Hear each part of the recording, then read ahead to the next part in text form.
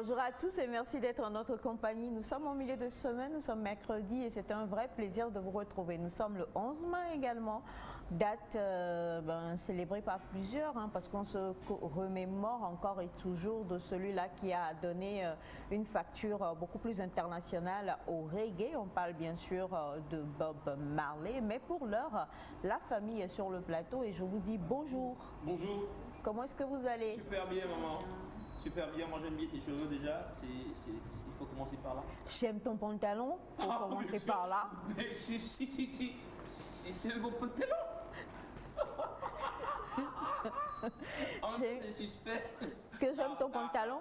Non, pas de commentaire. D'accord. Pas de commentaire. Non, du tout. Moi, je trouve qu'il me va bien, et tout ça. Tu trouves qu'il te va bien? Ben, je trouve pas, il me va bien. Ah bon? De vrai, en fait, tu vois. Moi, je préfère la chemise, sinon le pantalon.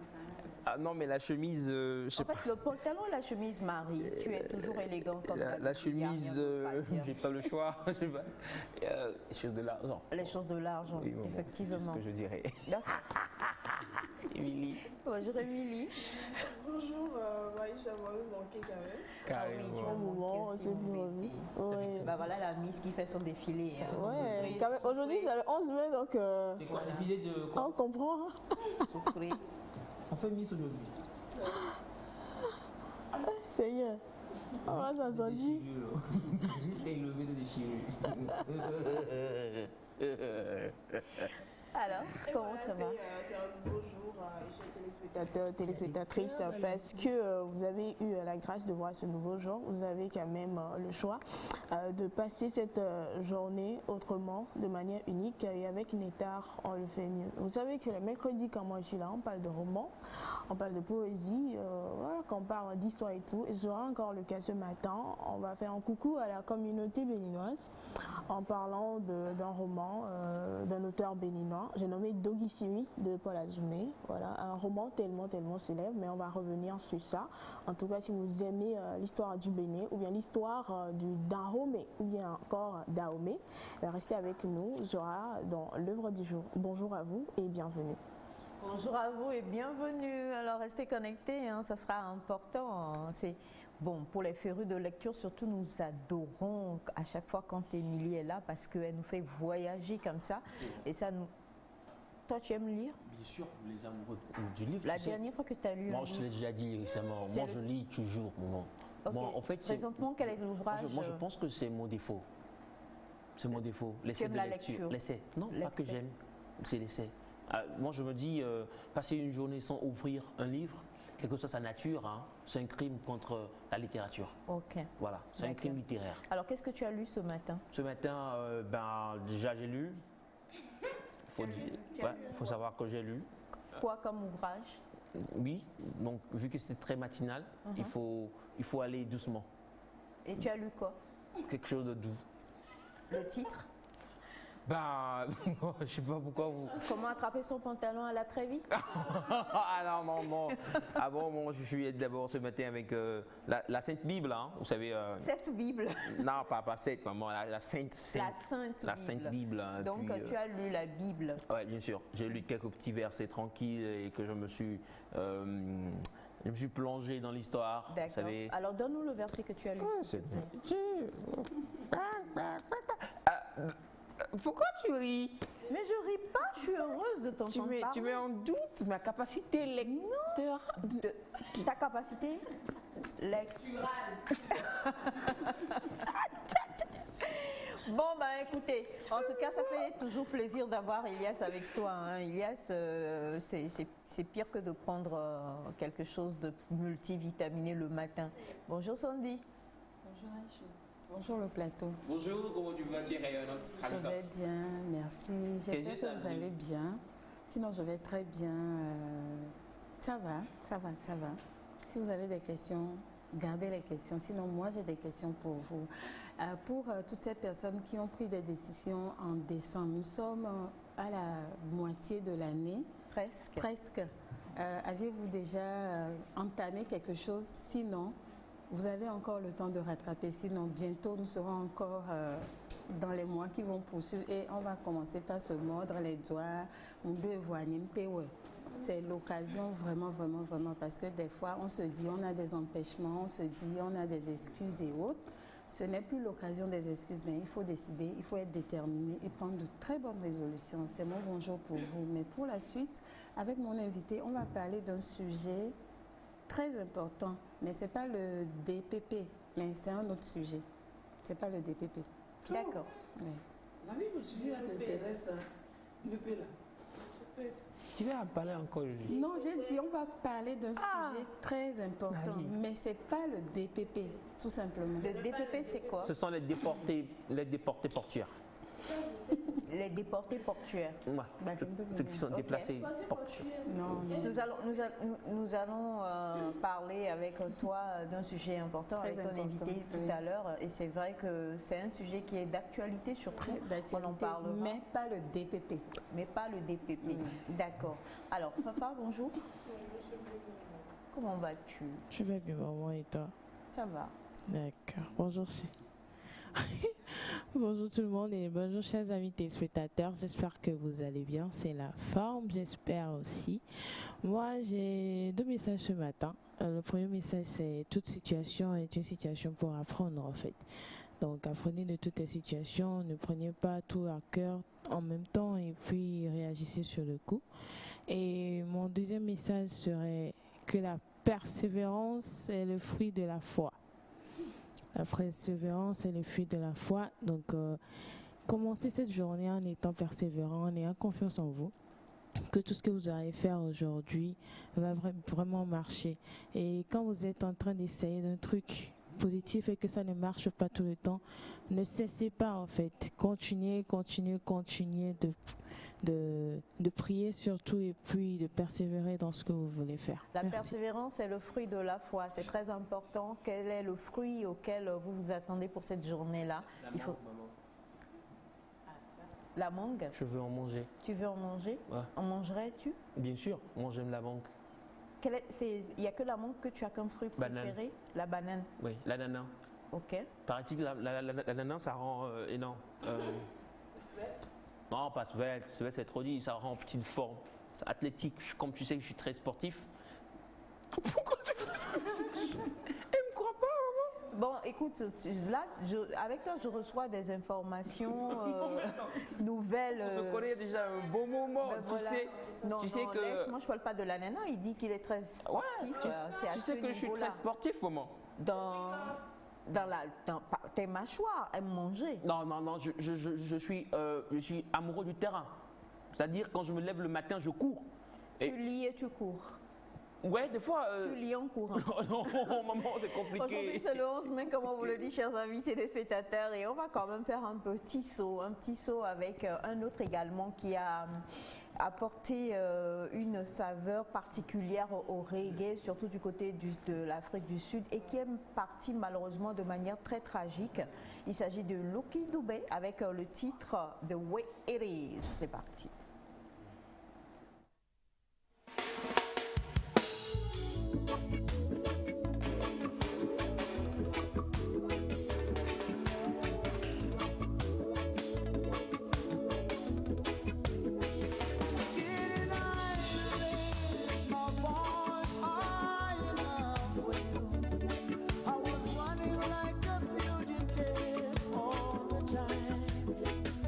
Risking rejection.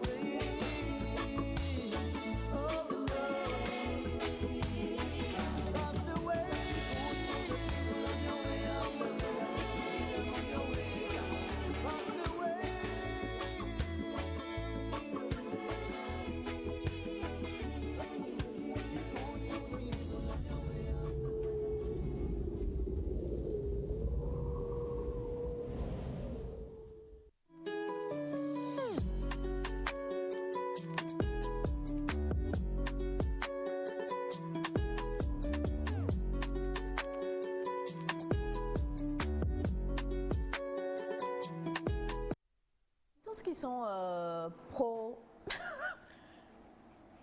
Pour reggae. Oui. Ah, moi, je suis furie. Moi, j'adore le reggae. Peut-on être reggae sans être rasta? Ouais. Peut-on être rasta sans être reggae? Ouais, je pense que les deux. Les Rastas me disent ça à chaque fois, donc c'est vrai. Tu peux aimer. Moi, j'aime la mouvance. J'aime ce que c'est. J'aime surtout. C'est quoi la mouvance? C'est le reggae qui est la mouvance ou c'est être rasta qui est la mouvance? Non, moi, je crois que c'est l'esprit derrière. L'esprit derrière ou l'idéologie que ces Rastas véhiculent. D'habitude, les vrais Rastas, les vrais, ce sont des gens qui sont plus dans les faits de société, qui parlent de ce qui ne va pas, qui parlent de ce qui va. Et voilà, moi je crois que c'est plus les Rastas. Et c'est ça en fait l'origine de la musique. Ils se retrouvent pour faire ci, faire ça. Et même jusqu'aujourd'hui, quand j'écoute du reggae, du bon reggae, ça t'emporte. Ça, c'est ça, c'est du bon reggae, je parle du bon reggae. Un bon reggae live quelque part, ça t'emporte. Maintenant, il y a les reggae frelatés. Et puis, voilà. Du coup, je reviens sur ma question. Ah, donc j'étais passé à côté. Hein. Le reggae est un mouvement, Oui. un genre musical, une idéologie. Faut-il forcément avoir les dreadlocks sur la tête, être rasta, pour se dire je suis reggae? Non. Ou alors, est-ce que être rasta, c'est ça plutôt qui est la mouvance? Moi, je trouve que les cheveux, c'est juste. Je sais Un pas, signe extérieur un de signe- une reggae parure, mania? un signe extérieur et ce qui va avec. Le plus, c'est dans la tête, je crois. Mais Parce que- pourquoi la plupart, en fait, ils ont ce, comment dire, ce look-là? Bah, chacun y va avec Bob Marley. Bah avant Bob Marley, il y en a. En fait, quand tu vas en Jamaïque, Oui, eux, ils sont comme ça. oui, au fait, là, c'est leur culture, c'est leur tradition. En fait, tout le monde a, la plupart, c'est les dreadlocks. Maintenant, je pense qu'il y a la copie, on veut avoir le même style. Parce qu'il y en a qui ne savent pas l'entretenir, c'est là où moi ça m'énerve. Et il y en a qui ne comprennent même pas en fait le pourquoi de ces cheveux. C'est ça. Moi, je connais des gens- Il y a une histoire derrière Bien les sûr. cheveux là. Quand il y a des gens qui ont juste des cheveux pour en avoir, c'est juste pour ressembler à Et Bob bon, Marley. il y a maintenant la tendance, toi, voilà, il y a la cette tendance tendance, que d'ailleurs tu forces pour me faire et que je refuse. Il y a la tendance Un peu comme ce que synthétique, c'est mes phares. Oui, au fait, ça te permet de garder un peu les cheveux, surtout si tu n'as pas le temps d'aller te rendre chez la coiffeuse tout le temps, ça te permet de l'avoir et puis ça te permet... Non, il y a plusieurs manières de l'entretenir. Il y en a qui le font, c'est parti pour 6 mois. Il y en a qui le font, c'est pour 3 mois. Est-ce qu'il y en a pour 12 mois? Oui, Oui, beaucoup j'en ai plus fait même. à beaucoup qui sont partis avec, ils sont revenus après 1 an pour défaire. Et ça te fait pousser les cheveux. Ça s'entretient. Ça s'entretient. C'est l'entretien que beaucoup ne maîtrisent pas. C'est pour ça, nous, quand on vous le fait, que ce soit les micros ou les normales, nous essayons de vous donner les produits qu'il faut pour la suite de l'entretien. Sinon, Alors, ça j'aurais s'entretient. ouï dire qu'un vrai rasta avec ses cheveux qu'il a gardés peut-être pendant 15 ans, 20 ans, peut les couper. Oui. Et puis, Revenir ou alors aux même cheveux les... normaux. Et la personne peut se... Ça, par contre, non. Parce qu'aujourd'hui, nous avons des fabrications qui ressemblent tellement aux dreadlocks. Vous avez plusieurs types de mèches qui ressemblent tellement aux dreadlocks. Maintenant, on a aussi une autre manière actuelle maintenant qui est à peine arrivée. Ça fait à peine 1 an. C'est les micro-loss où on te fait les petits féfés avec tes propres cheveux et tu laisses. Ça commence par pousser, mais il y a des produits pour entretenir le bas. Là, tu veux faire les dreadlocks définitifs. Quand tu le fais, que tu es fatigué après des années, tu te rases et tu retrouves tes cheveux. C'est tout. Tes cheveux reposent. Sinon, il y a plusieurs manières maintenant. Il y en a qui le font pour 4 ans, 5 ans, 10 ans. Tu es fatigué un beau matin, tu rases le tout ou tu coupes. Quand tu prends pour Rodi, par exemple, là, c'est les micros. Ok. C'est les micros. Est-ce qu'il y Ce a de sont ses l'espoir propres pour ma tête? cheveux. Non. Non, Elias, n'essaie pas. Faut même pas Déjà, essayer. t'as pas attends, la forme de ton crâne ne te permet et de ton visage ne te permet pas ça. Non, mais Non, tu vas attends. ressembler à un rasta fantôme. Non, Faut pas le faire. tu vas ressembler à Chucky, la poupée. Chucky. Non, il connaît pas Chucky. Il sera pas pas Elias, bien. tu connais Ça va pas Chucky? t'aller. Écoute, je suis désolée. Oui. Je te promets que ça va pas t'aller, Elias. Pourquoi tu dis ça, maman? Ça va pas du tout Je vais t'aller. vous étonner. Alors, Non, faut même pas nous oser. avons un programme chargé aujourd'hui. On va tout faire pour pouvoir éliminer certains messages et répondre également. Donc, on a ce message pour Batiana qui dit bonjour. Je suis de Kaboli, Togo, élève en F4 et mon nom est Mathieu. Je suis avec une petite du quartier il y a de cela 1 an et maintenant je constate que mon grand frère aborde cette même fille et malgré les explications que la fille lui donne, il continue. Que dois-je faire? Bon, Mathieu, il a déjà quel âge? Donc, Il faut commencer par là. Il est à Kaboli et il est élève en F4. donc en fait, il se dispute une fille avec son frère. Bah, est-ce qu'il se dispute? Disons que la fille même a expliqué au grand frère qu'elle est avec le petit frère, mais le grand frère refuse, il continue. Bah, qu'il Et parle lui, à son grand frère. qui parle à son grand Je frère. pense que c'est plus familial que... Tu vas nous aider s'il te plaît, Sandy? C'est plus familial. C'est que c'est un vrai problème pour lui. Non, c'est pas un problème. Il y en a. Ah, c'est pas un problème. Je sais pas. Non, vous voyez ça en famille. Peut-être qu'il aime beaucoup la vie. Ouais, c'est en famille, vous voyez. Grand frère Tony Wando. Alors avant, on a ce message qui dit bonjour Neta, vous êtes super ce matin, bonne émission à vous sous la protection divine. Ça fait 2 jours, Elias n'a pas dansé. Pourquoi ma De la part de Florence depuis le Bénin. Alors Florence, je vous promets une danse spéciale hein, d'ici la fin de la semaine. Je C'est préfère fou, ne c'est rien fou que dire. ma danse fait des émuis comme ça. Super, Les gens ça qui influence. réclament ma danse, c'est quelque chose. Influence. J'influence les gens. C'est un grand influenceur. Oh, Seigneur. Dubaillerais-tu? Le Ouais, pour les, DPP. ouais, pour les affaires. Alors bonjour mon oncle, bonjour Bachana. Oui, bonjour Aïcha. Comment tu vas? Je vais bien et vous? Ça va aussi. Bonjour tout le monde Bonjour, oncle. et bonjour téléspectateurs. Concernant notre ami de Kambolé, j'espère. Je vois qu'il a un peu peur de son grand frère, mais la fille seule l'expliquer, c'est insuffisant. Il faut que lui-même, il aborde son frère. Il n'a qu'à aborder son grand frère, l'expliquer, et il comprendra. Tant que lui-même ne se présente pas devant son frère, son grand frère, pour lui dire, pour être clair avec son grand frère, il va continuer. Grand frère, c'est pas... Pourquoi ne pas avoir le courage? C'est lui qui est allé le premier vers la fille. Ce n'est pas le grand frère. Premier venu. C'est lui. La fille est avec lui. Et je vois que la fille l'aime. C'est pourquoi la fille a expliqué au grand frère. Mais maintenant, la fille a fait sa part. C'est lui qui devrait maintenant aborder son frère et finir avec ce problème. Alors rapidement, on ne va pas prendre tous les témoignages, hein, mais juste ce second-là, et on va te faire intervenir dessus. Bonjour à vous. Bonjour. Hier, j'ai trouvé la voisine dans le lit avec mon mari. Et la seule chose que mon mari me dit, c'est que j'ai pris trop de poids après ma grossesse. Il est vrai que j'étais à 80 et aujourd'hui, je suis à 120. Est-ce que c'est bon et que faut-il que je fasse ?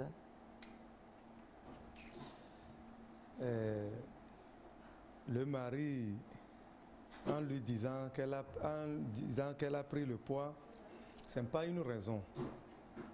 Ce n'est pas une raison.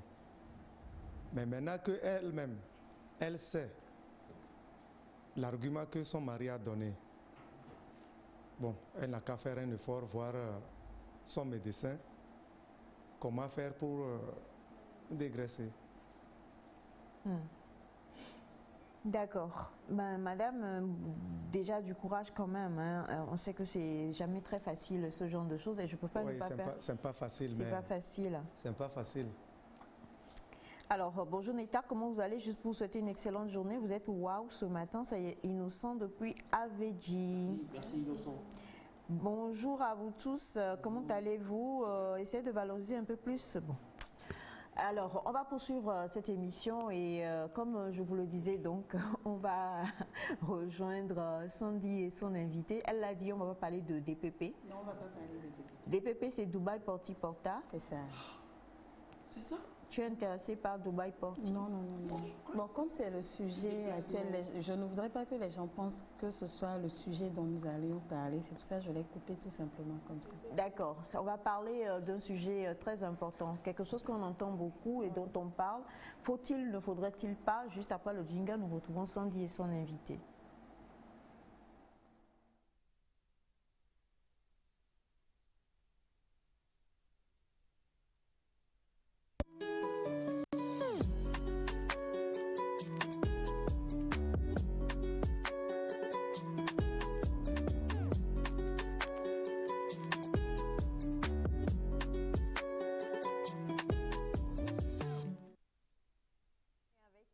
Ça, c'est un boubou qui m'appartient. Il n'y a même pas beaucoup bavardé. Hein. Ça, c'est mon boubou. C'est le mien. J'ai pensé à toi ce matin quand je l'ai porté quand même. C'est vrai. Oui. C'est un boubou miennal. Boubou? C'est un boubou miennal.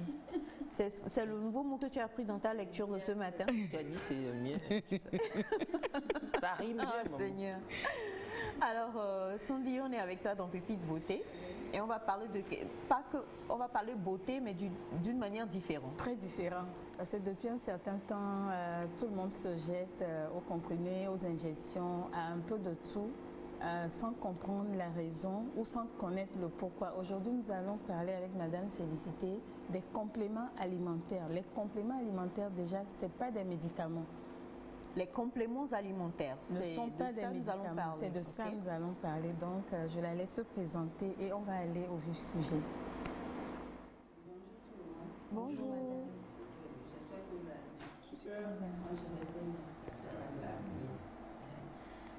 Bon, je m'appelle Félicité tout simplement. Je suis conseillère en nutrition.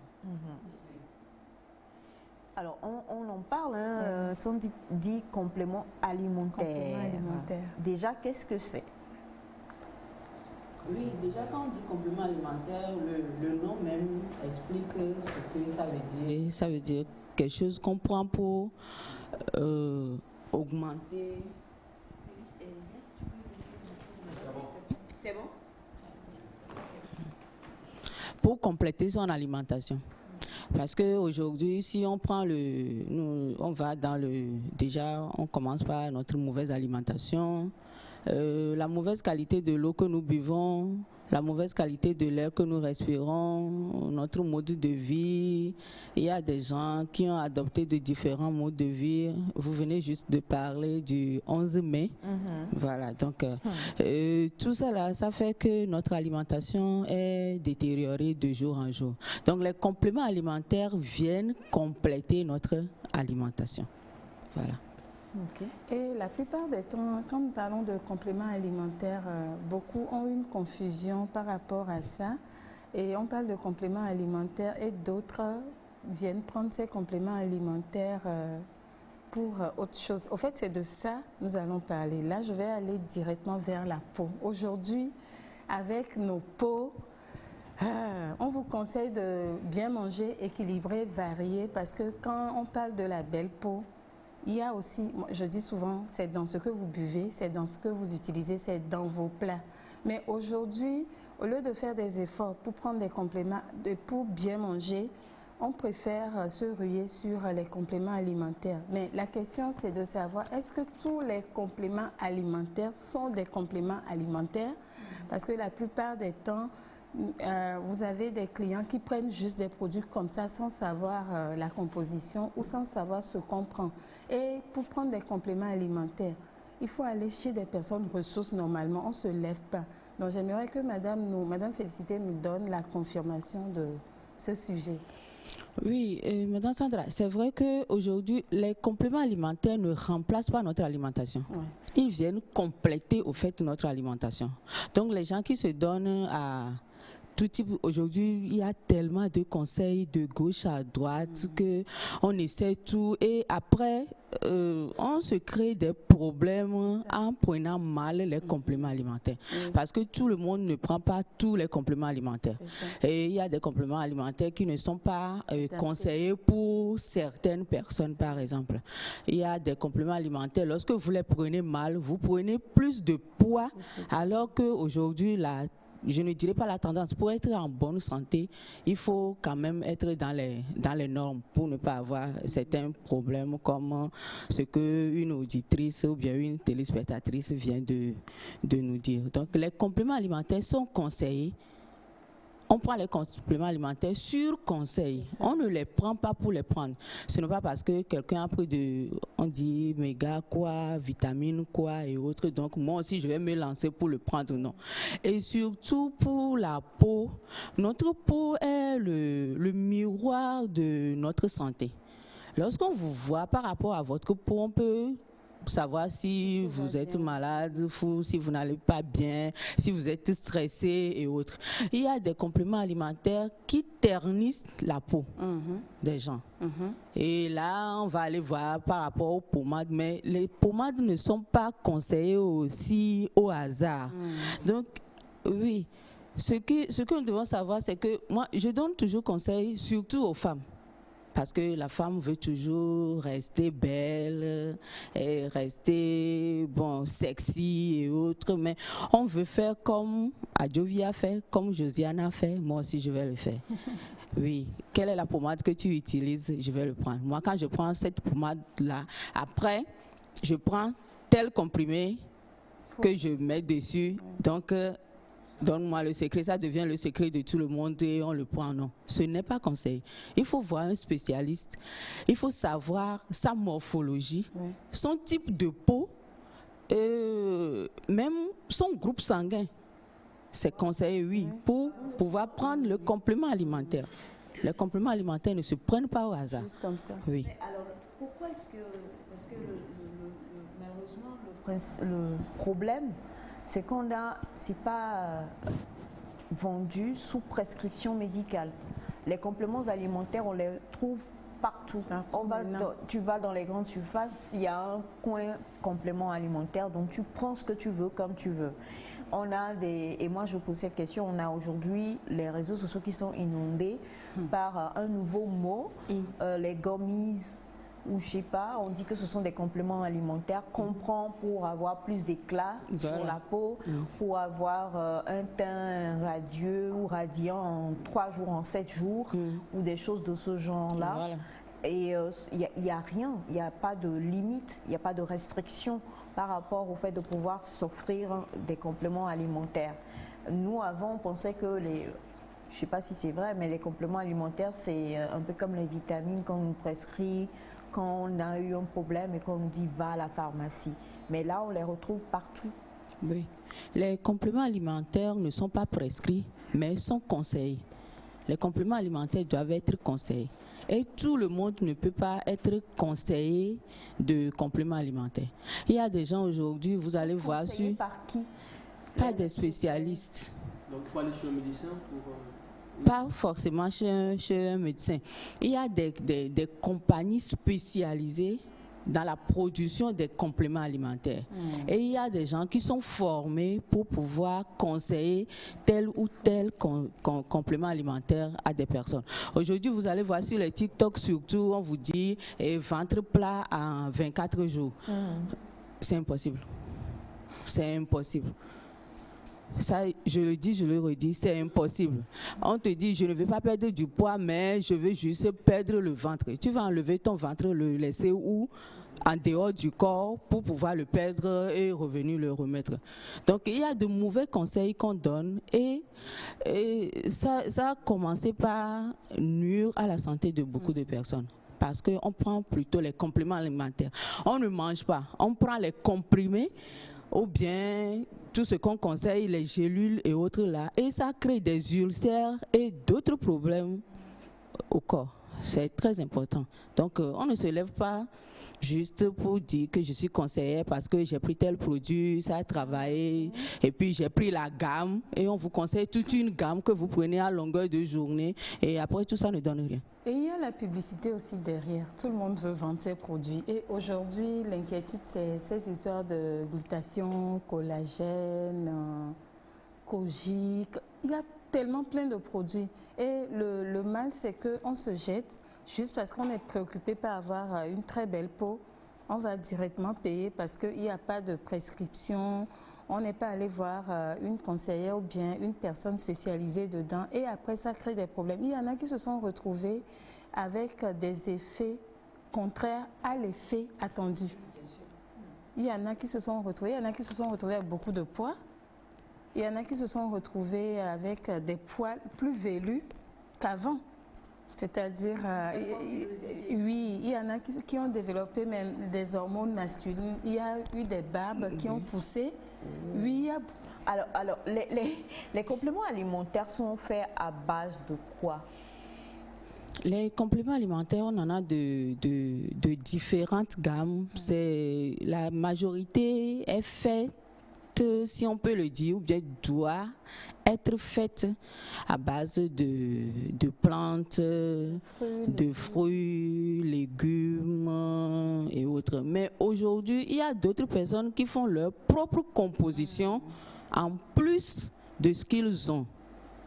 Ça fait que de bouche à oreille, on n'a pas les résultats et dans quelques années, ça va devenir encore un autre problème pour la société.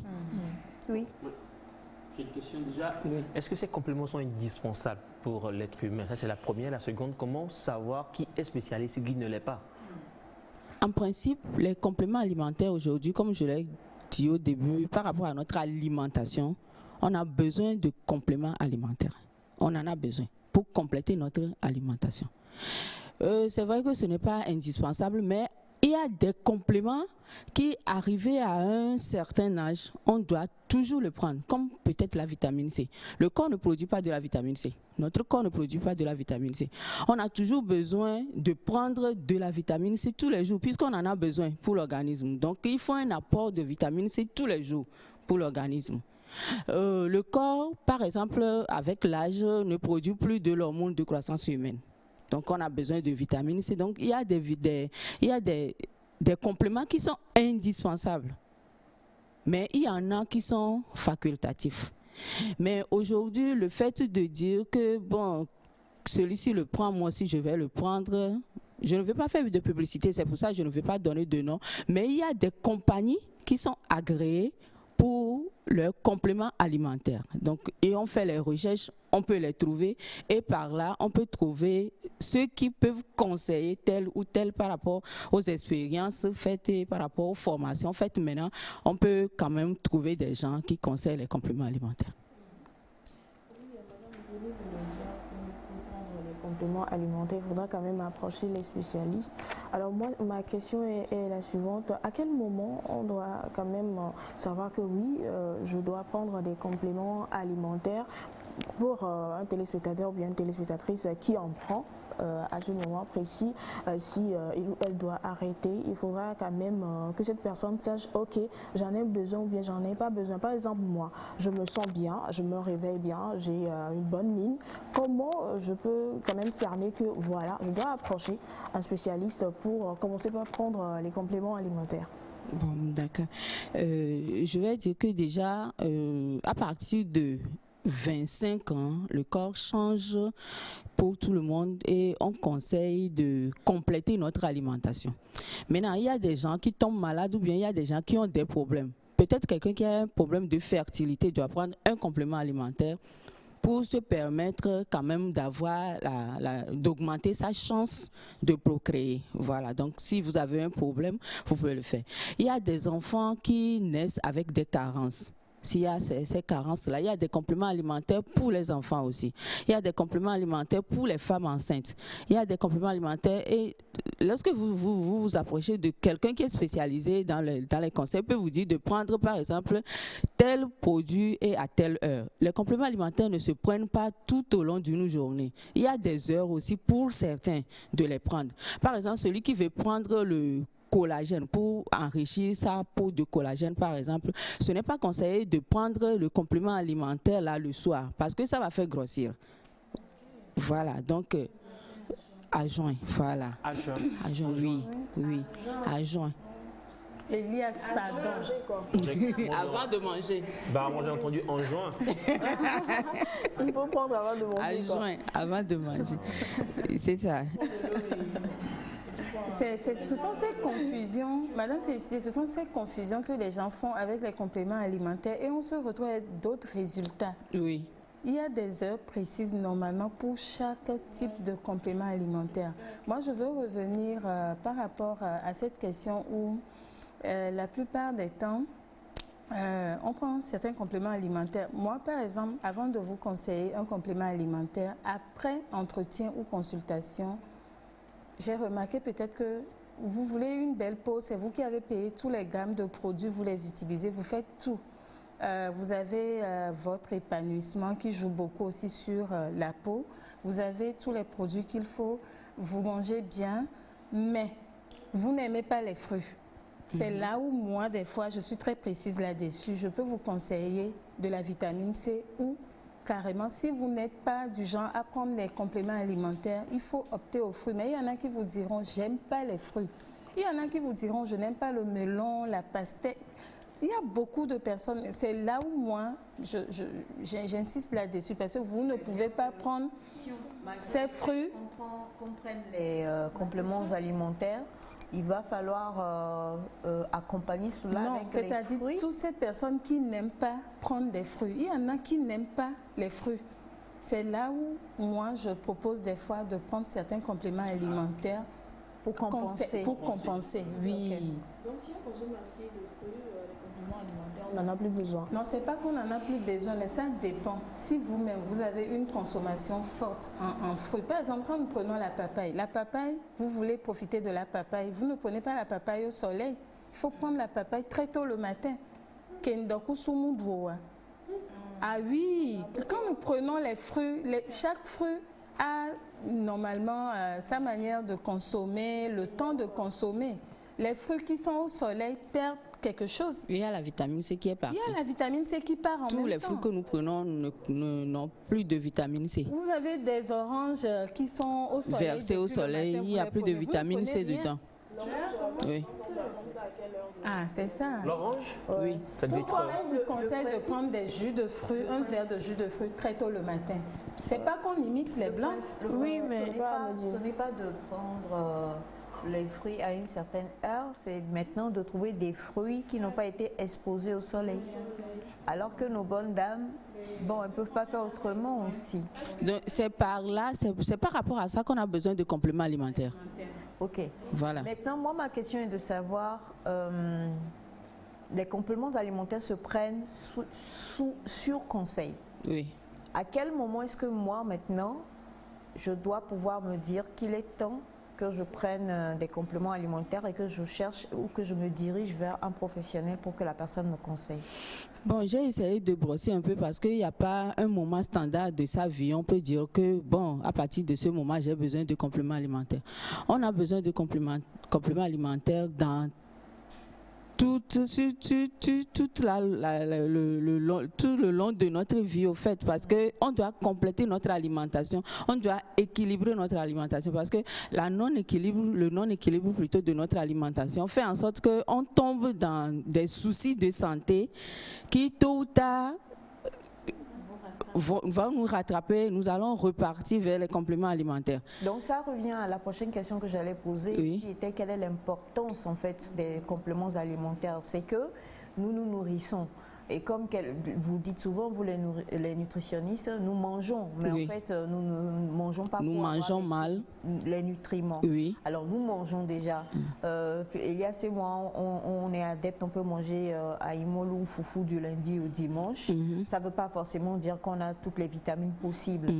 Et pour pouvoir mieux soutenir notre santé et notre organisme, on va chercher à y adhérer des compléments alimentaires. Mais on ne doit pas se lever juste pour aller acheter comme ça des compléments. Non. On va voir un nutritionniste ou un spécialiste qui va nous demander d'abord, sûrement après enquête, après des questions, vous mangez comment, vous vous sentez comment, et la personne pourra nous dire vous avez une carence ici ou là. Voilà. À partir de ce moment, maintenant, la personne nous dira prenez tel complément alimentaire. c'est ça? Oui, c'est ça. Et très souvent, moi, je conseille aux gens qui sont adeptes de comme de Ayumol de remplacer leur petit déjeuner par un complément alimentaire et de moins attendre à midi pour prendre le com ou bien le Ayumol. Oh, ça là, c'est pas bon. Ça là, c'est pas bon. C'est pas bon. C'est pas bon. On prend très tôt matin là, jusqu'à 9h-10h. Là, je retourne chez moi. Hein. Jusqu'à 9h-10h là, on peut manger. C'est ça pas là, bon. Jusqu'à midi là, c'est loin de... Voilà. Donc, les avis divergent alors de ce côté. Alors qu'on a toujours besoin de compléments alimentaires. Ce n'est pas très conseillé de manger lourd le matin. Ce n'est pas très conseillé de manger lourd le matin. Oui. Mais le petit déjeuner est très important. Pourquoi ne pas prendre un complément alimentaire entre 7h et 8h pour commencer la journée? Voilà. C'est ce que moi je conseille très souvent. Le matin, pour habituer l'organisme. Hein? Oui, vous êtes au plateau, mais avec un petit thé à côté, comme pour maman, là, ça vous permet de moins de tenir parce que c'est même pas bien d'être aussi au ventre creux le matin jusqu'à 8h, 9h, ce n'est pas aussi conseillé. Donc tout ça, là, ça va faire qu'avec le temps, on doit forcément associer les compléments alimentaires à notre alimentation pour être en bonne santé. Nous retenons aujourd'hui, chers amis téléspectateurs, que les compléments alimentaires, c'est bon. Parce que comme le dit le nom, ce sont des compléments alimentaires. C'est-à-dire que ça complète notre alimentation pour que nous ayons une meilleure santé, une plus belle peau, une meilleure santé, un autre apport en vitamines et tout. Mais on ne se lève pas pour acheter des compléments alimentaires parce que X ou Y le fait. On va d'abord vers les spécialistes. Ils vont nous conseiller après avoir fait une petite enquête sur notre santé. Et à partir de ce moment, ils vont dire quel complément et comment prendre ce complément-là afin de pouvoir en tirer le meilleur. C'est bien ça. Tu es une bonne maman. Et voilà. J'approuve. Elle a tout dit. Je tiens beaucoup d'elle. Pour information, je tiens beaucoup d'elle. Toi, tu pousses des jurons en direct. Et tu dis, Il y a ma bouche qui a fait comme si c'était des jurons. En fait, ça fait une grande d'abord. Merci beaucoup, Sandy. Et on va prendre le numéro de madame. D'accord. Et 90 01 10 57. 01 10 57. Oui. Je tiens à le rappeler, Madame Félicité est nutritionniste. Hein. On ne fera pas de publicité, mais franchement, elle est totalement à même de pouvoir vous conseiller si vous avez besoin de compléments alimentaires pour avoir une très belle peau, comme la sienne, pour maigrir, pour grossir, pour être plus intelligent. Voilà. Et tout ça. C'est le regard. Déjà, la belle peau, c'est bien. Oui. C'est ça. Tu as une très belle peau. Très belle peau. Puis l'intelligence aussi. Bon, il y en a. Maintenant, il faut encore saupoudrer ça, vous savez, de petits gestes. 90 01 10 57 pour pouvoir contacter Madame Félicité. Ouais. Merci infiniment, Madame Félicité. Merci beaucoup. On espère vous retrouver bientôt avec ce que vous savez. Oui. Oui, c'est quand? Je veux venir, on va déguster. Et dans un autre numéro, si tout va bien, nous allons parler un peu nous allons revenir sur le collagène. C'est très important. Très important. Aujourd'hui, on confond ces compléments alimentaires à d'autres produits qui sont chimiques. Merci beaucoup. Alors, nous allons poursuivre cette émission maintenant, juste après le jingle. Hein, nous allons retrouver d'autres invités ici. On va parler aussi d'un autre sujet d'actualité qui a beaucoup plus trait au climat. C'est parti.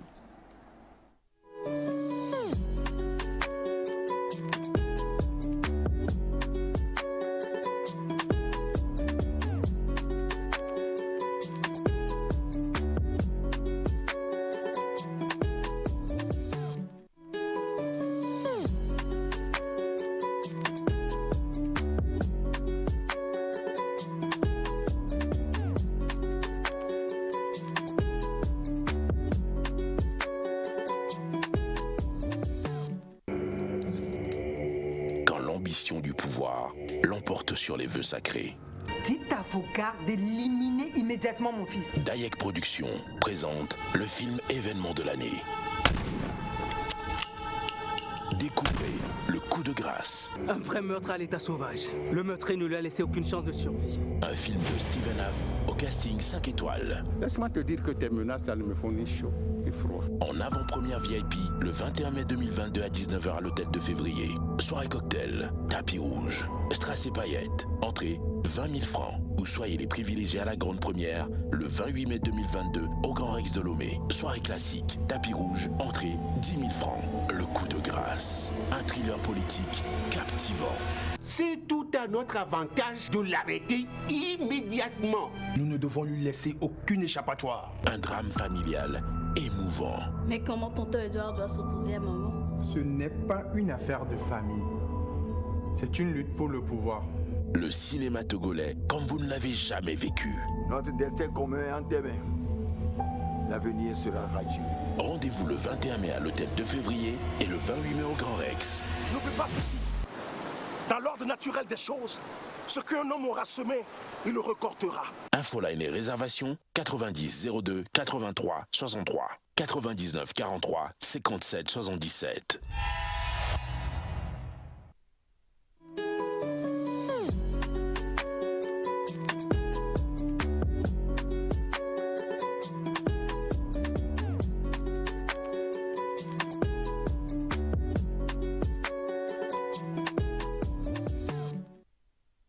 Notre invité, bonjour. Bonjour. Le micro, vous êtes à l'aise, ça va? Bien sûr, bien sûr. Vous voulez, ok, d'accord, le micro, je vous en prie. Alors, bonne arrivée sur le plateau Nectarien. Merci, bonjour à tous et bonjour aux téléspectateurs. Alors, téléspectatrices, bien sûr.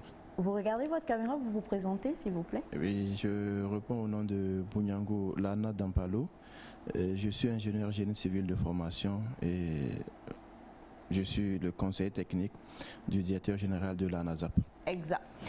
Alors, on va déjà permettre à ce que vous nous expliquiez un peu la NASAP et tout ce que vous faites au niveau de la NASAP. D'accord. La NASAP est une structure de l'État, c'est une structure publique rattachée au ministère de l'Urbanisme et de l'Habitat. Donc, la NASAP se définit comme l'Agence nationale d'assainissement et de salubrité publique qui est basée à Lomé ici, qui fait le gros de ses travaux à Lomé et ponctuellement à l'intérieur du pays. Et dans ses attributions, la NASAP œuvre aux côtés des autres services publics et privés pour l'amélioration du cadre de vie à travers des activités d'assainissement et de salubrité. Donc, on entend par assainissement. Voilà, justement, quand vous parlez d'assainissement, nous, on a envie de savoir, parce que nous sommes, nous, les Loméens. Nous vivons dans la ville de Lomé. On sait que la NASAP, qui a un très beau siège d'ailleurs, très joli siège. On va venir faire des photos là-bas. Bon, ça, c'est tout soit dit en passant. On aimerait quand même, parlons de l'assainissement, savoir quels sont les axes que touche la NASAP. D'accord. Merci pour le compliment. Les axes touchés par la NASAP dans le cadre de l'assainissement, c'est tout ce qui concourt à l'amélioration du cadre de vie et à offrir tout ce qui concourt à offrir aux citoyens que nous sommes tous un cadre de vie convenable. Et quand on parle de cadre de vie convenable à NASAP, ce n'est pas vous offrir un logement comme vous indiquez pour le siège de la NASAP, mais c'est plutôt vous aider à vous débarrasser de tout ce qui ne vous est pas utile dans la vie quotidienne et de vous permettre de mieux jouir de tout ce qui vous est utile. Donc tout ce qui est déchet, on vous aide à vous en débarrasser et vous permettre de mieux jouir de tout ce qui vous est utile pour votre vie au quotidien. Alors, on est dans la période, une très grosse période pluvieuse. On a des pluies torrentielles qui se déversent sur la ville de Lomé. Enfin, je ne sais pas, peut-être que c'est sur tout le territoire. Mais en tout cas, concernant la ville de Lomé, et on a certaines zones qui font vraiment face à des inondations pas possibles. On voudrait savoir concrètement ce que la NASAP, ou bien le gouvernement au travers de la NASAP, quand même fait, ou comment est-ce que vous gérez ces états de crise-là, tant sur le plan assainissement que par rapport aux populations elles-mêmes? Merci beaucoup. Bon, disons, je vais répondre d'abord de manière globale. Donc, le gouvernement ou l'État togolais, donc, dans sa politique de prévention ou de gestion des inondations, a fait une identification et un recensement quasi total de tous les coins, de tous les points difficiles que nous avons, aussi bien à Lomé qu'à l'intérieur du pays.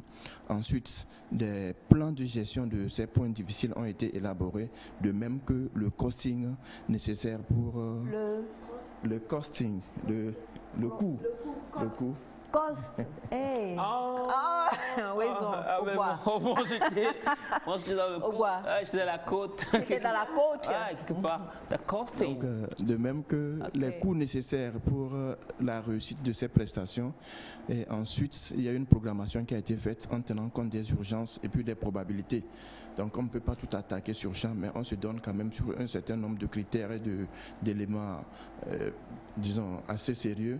Donc, de voir quelles sont les zones les prioritaires à donner, par où commencer. Donc, cette programmation a été faite et au fur et à mesure donc, que nous exécutons cela, nous prenons quand même soin de réactualiser les données sur le terrain parce que ce sont des données qui, chaque jour, évoluent.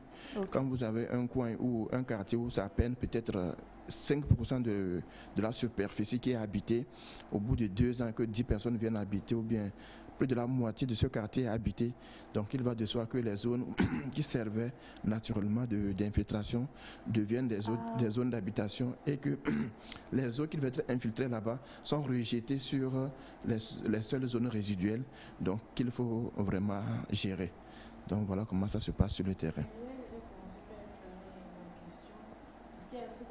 Je dis qui vivent dans les bas-fonds en fait. Donc, ce sont les gens les plus touchés par les pluies de nos jours. Et quand ça arrive, il y a les matelas, vos papiers et tout qui sont dans l'eau. Bon, la question c'est quand ça arrive comme ça, quelles sont les précautions que vous prenez pour aider ces populations-là? Oui, aujourd'hui, je dirais que l'État, à travers tous les services publics, a réussi à identifier toutes ces zones-là et à définir déjà des plans d'urgence, des plans d'action en cas de sollicitation. Donc, il faut l'admettre que quand cette situation arrive, donc ce sont ces plans-là que nous mettons à exécution, ce qui fait que on ne peut pas forcément empêcher l'avènement du sinistre, mais quand le sinistre arrive, nous sommes mieux préparés, nous sommes mieux aguerris pour pouvoir prendre en charge ces dispositions-là, pour pouvoir prendre en charge ces difficultés, et nous savons déjà comment nous y prendre et vers où orienter les actions pour que la solution arrive dans les meilleurs délais. Mais voilà ce qui se fait. Alors là, il y a eu une grosse pluie, je crois que c'était le vendredi dernier, qui a malheureusement encore mis beaucoup de gens, qui a fait beaucoup de dégâts et a mis plusieurs personnes vraiment dans une situation assez précaire, hein. Des maisons inondées, des personnes qui se sont retrouvées. Est-ce que c'est, comment dire, comme vous le dites, vous faites des études à chaque fois et vous êtes obligé de réactualiser parce que les choses changent, mais on a des zones précises. Dans la ville de Lomé, on sait que cette zone-là, toi, même si tu cherches chambre à louer, si on te propose là-bas, même à 1000 francs, tu ne vas pas. Parce que tu sais que tu as entendu parler de cette zone-là. Alors, ces zones-là, est-ce qu'il ne peut pas y avoir une, comment dire, prédisposition avant la période des pluies pour conseiller ces populations-là, conseiller ces gens et leur dire, parce que c'est très triste quand on se retrouve face à des personnes, vous voyez, comme le disait Semefa, des matelas qui passent devant vous comme ça, des gens qui attrapent la tête pour faute de moyens, qui ne peuvent pas aller louer dans un quartier beaucoup plus, je ne sais pas, assaini. Qu'est-ce que la NASAP fait dans ce sens-là? Oui, ce n'est pas seulement la NASAP qui travaille, mais ce que la NASAP fait en ce sens, c'est que nous avons déjà identifié ces zones à risque. Et pour ces zones à risque, il y a déjà des zones de solution également qui ont été choisies. Mais c'est difficile de dire à quelqu'un de quitter sa maison pour aller se retrouver quelque part. Et vous n'avez pas également les mêmes appréhensions sur le sinistre que vous voyez. Des gens, bien qu'ils soient inondés, mais refusent parfois même d'accepter les solutions là qui leur sont proposées. Donc nous faisons comme des sensibilisations sur les zones à risque où nous interdisons même parfois l'installation des populations. Mais force est de constater que à peine vous interdisez, vous démolissez, même vous partez, que la personne vient réinvestir dedans. Vous voyez un peu. Donc parfois des gens se donnent le plaisir, bon, pas le plaisir, mais des gens, sans qu'on ne sache pourquoi, sont prêts à acheter un terrain à 500 000 francs et investir 10 millions pour penser qu'ils ont consolidé ou bien ils ont trouvé une solution en cas de caisse client, que d'aller acheter un terrain peut-être à 5 millions et de débourser 3 millions pour peut-être se faire un logement. Donc des gens sont foncièrement attachés à certaines zones pour lesquelles c'est difficile de les déloger. Vous voyez un peu. Donc pour ne pas trop froisser également les populations, il faut trouver quand même des mesures, les moyens appropriés pour pouvoir amener ces personnes-là à comprendre le bien fondé de vos interpellations, de vos actions envers elles, et puis pouvoir les déloger et les réinstaller dans des zones beaucoup plus adaptées. Et si vous le constatez également, vous verrez que les points qui étaient des difficultés par le passé sont de moins en moins des difficultés aujourd'hui. Oui. C'est pour vous dire par là que l'État fait quand même des actions. À chaque fois que ces points sont identifiés, il y a des actions qui sont menées de telle sorte que on ne retrouve plus tous ces points difficiles-là dans les années qui arrivent et puis le temps qui passe. Voilà comment ça se passe. C'est une fois. Mais ces temps-ci, nous voyons qu'il y a des retenues d'eau qui sont assez creusées aujourd'hui. Par exemple, celle qui est tellement jolie à voir, qui n'est pas encore finie, celle qui est à Todman, déjà c'est grand, et il y en a à Dito Gomé, il y a partout. La question c'est, est-ce que c'est à cause de ces inondations que ces retenues d'eau sont maintenant faites, parce que nous voyons maintenant que ça réduit un peu l'afflux de l'eau dans certaines régions ou bien dans certains quartiers. La question est-ce que c'est pour cela, et même si c'est le cas, est-ce que ça suffirait bien, vous allez encore faire autre chose pour aider la population? Merci beaucoup pour la question. Il faut d'abord se rappeler d'une chose, c'est que le relief de Lomé, où nous sommes tous ici, est un relief qui n'est pas assez propice pour les écoulements gravitaires des eaux. Et on le dit toujours que Lomé a un niveau légèrement plus bas que le niveau de la mer. Donc, et aussi a un relief plus ou moins plan. Oui, on n'a pas des côtes quelque part et puis des rivières ailleurs où toutes les eaux convergent vers les rivières, mais on a plus ou moins des plaines avec des dépressions. Et ce sont des dépressions là qui ne sont pas connectées avec des systèmes d'évacuation, d'écoulement naturel des eaux. Donc pour pouvoir permettre à ces eaux-là qui tombent sur les quartiers de Lomé de rejoindre les lieux les plus appropriés, il faut forcément créer ces voies d'eau. Donc ces voies d'eau, pour pouvoir les créer, il faut pouvoir les concentrer. Et c'est dans l'optique de pouvoir concentrer ces eaux-là que nous créons des bassins. Donc des bassins sont des poches disponibles dans lesquelles les eaux instantanées qui ne peuvent pas s'infiltrer dans nos maisons parce que nous avons mis du béton, du carreau, nous avons mis des toits, tout ça là. Donc toutes ces eaux-là qui ne peuvent plus s'infiltrer sur nos parcelles sont convergées vers les bassins qui sont des réceptacles. Et donc de ces bassins, nous avons des systèmes, quand c'est possible, gravitaires, qui les prennent dans des ouvrages parfois enterrés qu'on ne voit pas, ou des ouvrages superficiels, ou parfois des tuyauteries. Donc nous canalisons ces eaux-là vers des endroits les plus appropriés. Et quand ce n'est pas gravitaire, quand l'option gravitaire n'est pas possible, alors nous faisons ce qu'on appelle le système de pompage. Donc nous accompagnons, nous équipons ces bassins-là d'un certain nombre de pompes. Donc, et ce sont ces pompes-là avec la disponibilité de la logistique qui est là. Donc ces pompes mettent un temps pour pouvoir évacuer ces eaux-là. Même quand un quartier est inondé après des pluies, vous vous rendez compte que bon, jusqu'à la fin de la journée, si c'est la nuit ou jusqu'au petit matin, il y a quand même un soulagement qui est là. On ne voit plus des gens dans l'eau pendant 3-4 jours, une semaine, à attendre que les eaux s'infiltrent ou que ça s'évapore pour que des gens aient des solutions. Mais plus au contraire, c'est des moyens qui sont mis en œuvre pour que ces eaux-là quittent le plus rapidement possible. Donc l'intensité également de ces dégâts est très souvent liée à l'intensité même de la pluviométrie qui est arrivée. Nous sommes sans doute dans une période où on parle de dérèglement climatique où parfois c'est la pluie de toute une journée qui arrive en 1 heure de temps et il est difficile de pouvoir réagir spontanément. Voilà. Oui, alors on a une question. Tu peux donner le micro s'il te plaît? Ah d'accord, il a le micro. Oui, merci. Je voudrais poser une question. Bon, je donne l'exemple du quartier d'Avégi. Avégi vers Sun City. Bien sûr, avant, quand il pleut, l'eau reste là-bas. Et ça dérange les gens. Mais aujourd'hui, on a chargé certaines routes là-bas, aux environs de cette zone-là, si bien que toutes ces zones-là sont canalisées encore vers là.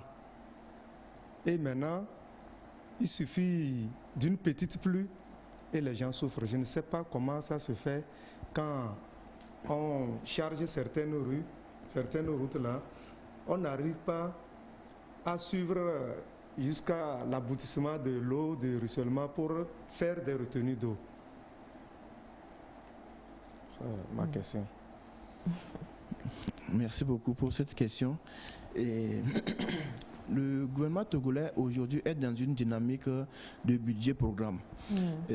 Budget-programme, ça veut dire que quand vous avez une activité à faire, vous essayez de planifier cette activité et vous la séquencez annuellement. Vous vous dites, en une année civile, quelles sont les tâches que nous pouvons exécuter? Donc vous n'embrassez pas tout au même moment. Donc ce qui est possible, qui est programmé.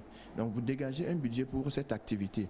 Et en fonction de tout ce qui précède à l'exécution proprement dite des travaux, il y a tout un travail qui se fait. Et quand le moment arrive, qu'est-ce qui est possible en ce moment? Si nous avons un problème d'assainissement et puis un problème d'aménagement ou d'accès, et que quand les préparatifs sont terminés, quand nous nous retrouvons dans une période où on ne peut pas encore attaquer la question d'assainissement, ça veut dire que vous n'allez pas attendre. Donc vous commencez peut-être par la question de la voirie. Donc c'est ce qui fait que vous voyez parfois des voiries qui sont faites et que l'assainissement n'est pas encore attaqué. Ce n'est pas une négligence, mais c'est parce que techniquement ce n'est pas encore possible. Vous ne pouvez pas encore aller creuser pendant qu'il y a de l'eau. Vous ne pouvez pas faire certaines dispositions pendant qu'il y a de l'eau. Donc vous êtes obligé de faire ce qui est encore possible pour l'instant. Et comme je l'ai dit, donc ce sont des programmations qui sont faites et qui sont déroulées, qui sont exécutées au fur et à mesure que les ressources arrivent, au fur et à mesure que les disponibilités techniques et la faisabilité technique même de ces solutions-là sont possibles. Donc dans notre programmation, c'est dit qu'il faut toujours préparer où recevoir les eaux avant de les envoyer. Il ne faut pas déplacer le problème en soulageant certaines personnes et en créant encore créer des difficultés envers d'autres personnes qui peut-être n'avaient même pas encore ces difficultés-là. Si nous n'avons pas encore vers où stocker les eaux de Sun City, on ne va pas les envoyer comme ça dans la nature.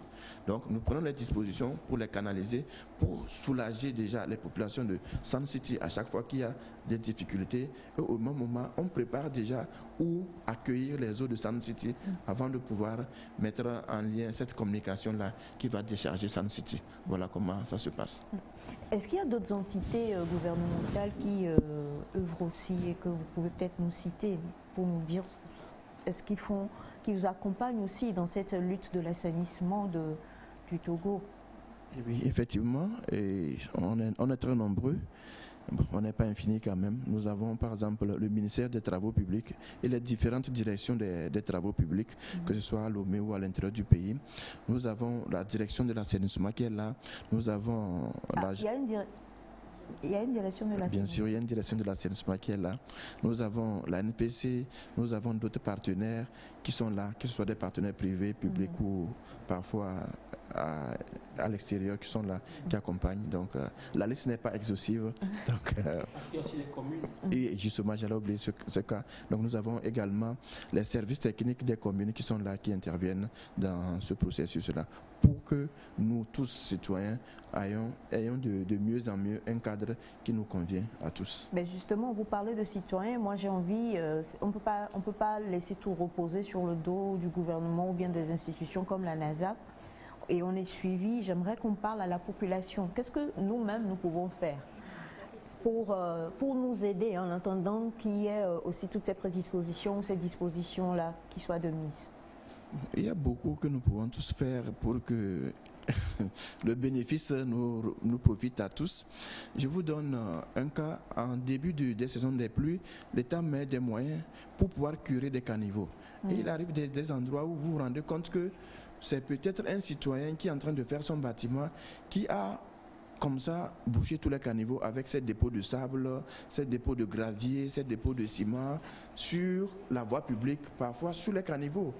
Vous venez leur voir, ils mettent un morceau de bâche ou de tôle quelque part qui couvre à peine 2 mètres sur 1 mètre, mais ils étalent du sable sur une surface qui fait plus de 10 mètres. Donc la grande partie même de son sable se retrouve dans les caniveaux. Ils ne se gênent pas pour les sortir. Vous voyez un peu. Vous avez également des citoyens qui ne veulent pas s'abonner au service de gestion ou d'évacuation des bouts de vidange ou de nos faux septiques, mais qui préfèrent les communiquer directement au caniveau et au plan d'eau.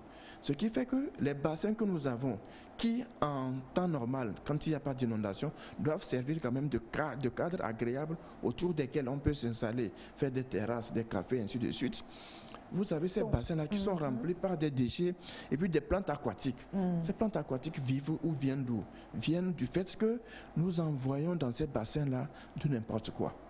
Vous envoyez un WC dans un bassin, ne soyez pas surpris qu'au bout d'un temps, vous avez une catégorie de plantes-là qui sont comme parfois des choux, des salades, tout ça là, des laitues qui poussent sur ces plans d'eau. Pourquoi c'est seulement sur ces plans d'eau que ça pousse? C'est parce que ces plans d'eau contiennent des nutriments, disons, appropriés à ce type de plantes.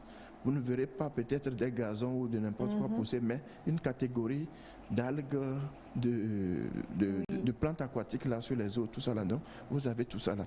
Vous avez également des gens qui se plaisent à envoyer dans les caniveaux leurs poubelles. Là, c'est pas bien du tout. Qui envoient leurs poubelles, donc imaginez ce que cela engendre. Et quand il fait soir, vous sortez au bord de la rue qui est déjà aménagée, vous ne pouvez même pas vous asseoir ni circuler. Les caniveaux dégagent de la chaleur et puis des odeurs. Pas possible. Pourquoi? Vous voyez un peu? Et qu'est-ce qui se passe généralement? C'est que en saison sèche, il y a de la poussière, du sable qui tombe dans les caniveaux. Avec cette présence d'eau qui est insuffisante pour évacuer du sable et des déchets, finit par devenir un ciment qui durcit ces poussières-là dans les caniveaux et finit par les obstruer. Vous voyez un peu? Donc nous avons trop de difficultés liées au manque de civisme de la population. C'est une nécessité pour que chacun de nous comprenne qu'est-ce qu'il faut faire pour que ce soit un bénéfice collégial. Quand vous avez de l'eau qui passe devant votre maison, ce n'est pas la peine de venir faire un rechargement devant votre maison. Ça veut dire que vous piégez les eaux là qui quittaient la mort et qui passaient devant votre maison. C'est bien de se concerter et de faire ne serait-ce qu'une solution provisoire ou alternative pour permettre à ces eaux-là de ne pas trop vous embêter ensemble avec vos voisins, que de faire une solution personnelle qui vous permet, vous, de traverser la mare d'eau et d'arriver à votre devanture qui est sèche. En même temps, vous pénalisez les autres. Voilà. C'est pas bien. Vous voyez un peu? Quand vous arrivez dans un quartier où il n'y a pas d'électricité, c'est naturellement qu'on se concerte, ne serait-ce que pour faire une extension, bien pour faire une araignée, un système araignée, avoir de l'éclairage. Ça, on se concerte, on le fait. Mais quand il s'agit peut-être de faire un fossé sur lequel on va mettre peut-être des planches pour pouvoir chacun avoir accès à chez lui, on ne le fait plus. On vient devant sa maison, on remblait, et puis on a une devanture assez élevée, où quand on traverse les mares d'eau, tout ça là, on vient garer quand même sur une surface assez élevée, et puis tous les voisins se retrouvent dans la merde. Ouais, donc tout ça là, c'est des choses qui ne sont pas excessives, mais qui peuvent quand même nous aider à améliorer un tant soit peu notre cadre à nous, en attendant que l'État vienne faire ce qui doit être fait. Alors là, franchement, Monsieur Bouniabou, merci infiniment. Et je crois que on dit à bon entendeur, salut quoi. C'est sûr que nous parlons et nous avons beaucoup plus tendance à nous plaindre, à dire voilà pourquoi ceci, pourquoi cela, alors que si nous commencions déjà, ne serait-ce que ce que vous avez cité, je crois qu'on s'est tous retrouvés dedans, hein, pas forcément parce qu'on le fait, mais parce qu'on le vit ou parce qu'on le voit.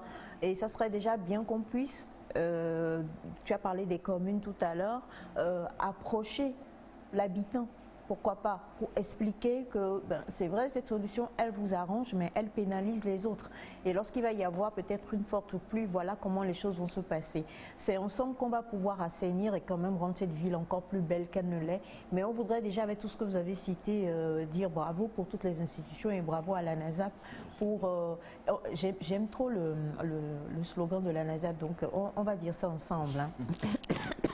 La personne qui connaît le slogan gagne une photo. Avec l'invité. Ah. Il y a ça. Tu as si mal parce que j'ai répondu. Gagne une photo voilà, à la NASAP, dans les locaux de la NASAP. C'est très joli là-bas, je vous assure. Bah, déjà, en même temps, je peux aller là, demander au vigile. Si tu veux prendre une photo. Rencontrer quelqu'un. Tout le monde sait que c'est toi qui jettes tout ce qu'il ne faut pas dans les caniveaux. Donc, prenez sa photo et bloquez-le là-bas. Alors, bravo encore une fois à la NASAP. Hein, et comme le slogan de la NASAP, j'aime ma ville, j'en prends soin. J'en prends soin. Ouais, c'est trop beau. Franchement, j'aime trop. J'aime ma ville et j'en prends soin. Nous aimons notre ville, donc nous aimons notre pays, donc prenons-en soin. Ouais. C'est très important. On espère vous retrouver très bientôt, monsieur Bouniagou. Nous sommes disponibles. ANASAP, sa politique, c'est être disponible à toutes les sollicitations qui sont là pour pouvoir offrir un cadre de vie acceptable et convenable. Merci beaucoup. Pour terminer, juste en deux phrases, est-ce que pour une personne lambda qui construit sa maison et qui a besoin d'avoir, parce que nous avons de plus en plus, désolé, hein, les personnes ou les architectes un peu véreux qui ne vont pas te dire forcément que là où tu veux construire ou la façon dont tu veux construire, là, dans 5 ans, tu risques d'avoir des soucis. Est-ce qu'il est possible de s'approcher des institutions comme les vôtres pour avoir aussi des conseillers techniques qui puissent nous aider ou pas? Oui, ANASAP a ses portes ouvertes pour ce type de sollicitation, mais réglementairement, ces personnes-là qui sont habilitées à vous dire officiellement que là vous voulez bâtir, c'est acceptable ou non, c'est la commune dans laquelle vous projetez bâtir votre logement. Donc aujourd'hui, à travers les communes, donc le service de décentralisation du permis de construire est là. Donc c'est la commune qui vient vérifier, voir si vous avez un permis de construire. À chaque fois que, je crois dans beaucoup de communes, que vous entreprenez un projet de construction, la commune vous visite pour s'assurer que vous avez déjà fait un tour à son niveau et que vous avez le quitus, vous avez le OK pour pouvoir réaliser ce que vous voulez faire là-bas, qui tient compte d'un certain nombre de paramètres par rapport à la sécurité même de votre construction, de votre projet, et puis sur l'impact de votre projet par rapport à l'environnement, et puis la faisabilité ou le droit d'existence de votre projet. Donc vous n'irez pas mettre un projet quelque part où l'État, à travers la commune, estime que cela n'est pas convenable pour vous ou peut-être pour la communauté. Ouais, un peu dans d'autres pays, nous entendons des bâtiments qui s'écroulent. Bon, au Togo, c'est une chance que nous n'avons pas. On en a vécu par le passé, mais c'est une chance que nous n'avons pas de ces problèmes et travaillons ensemble à pouvoir faire vérifier nos projets de construction pour que non seulement cela ne s'écroule pas, mais que cela n'impacte pas négativement la cité dans laquelle nous vivons tous. Merci beaucoup, monsieur Bouniagou, ingénieur génie civil, conseiller donc du directeur de l'ANASAP, qui était avec nous aujourd'hui. Et nous sommes le 11 juin. Quelle est votre chanson préférée de Bob Marley? Get up, stand up. D'accord, ce que femme veut, Dieu l'accepte. Non, donnez-nous. Ah, donc c'est No Woman No Cry. Non, alors quelle est votre chanson? L'assainissement. Non, n'importe laquelle, ça passe. Non, ordure. Non, ordure. Ordure, get up, stand up. Ça le fait. Ça le fait ou pas? Ça veut dire que vous n'aimez pas Bob Marley? Je préfère beaucoup plus Lucky. Lucky? Oui. Lucky Dubé? Oh! The way it is. Renvoie-nous encore un petit extrait de The Way It Is. Comment qu'on le reçoive, monsieur Saf, sur le plateau. C'est parti.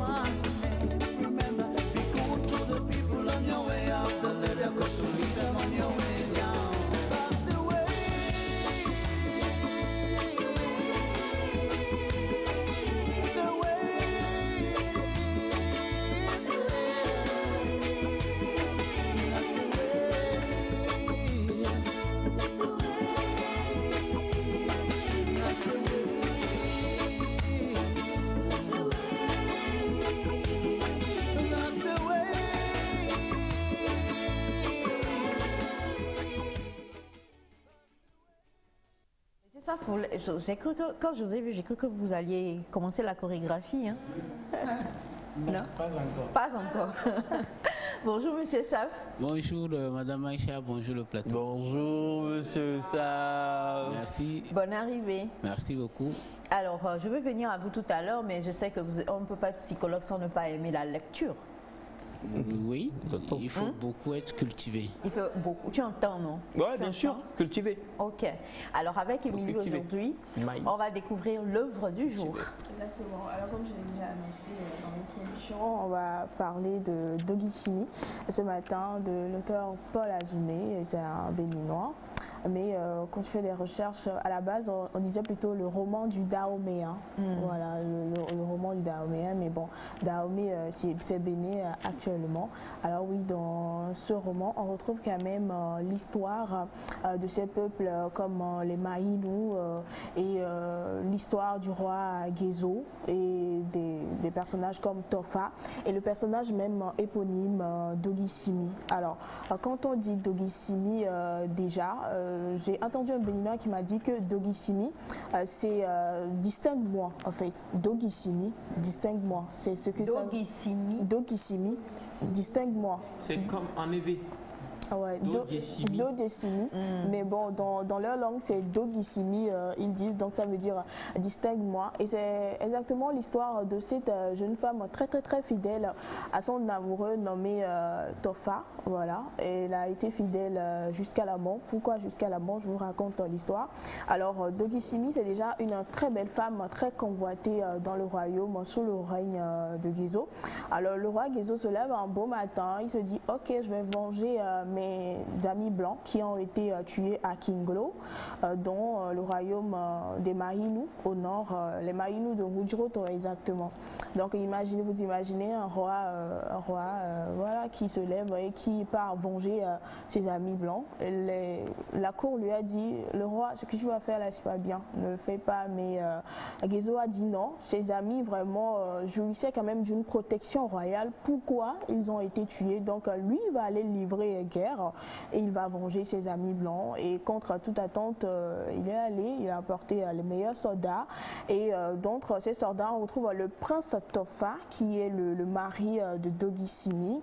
Et comme la bataille était vraiment rude, étant déjà désapprouvée par les ancêtres, la bataille n'a pas été en faveur du roi Gézo et ses combattants. Alors on va voir beaucoup de princes qui vont être captivés.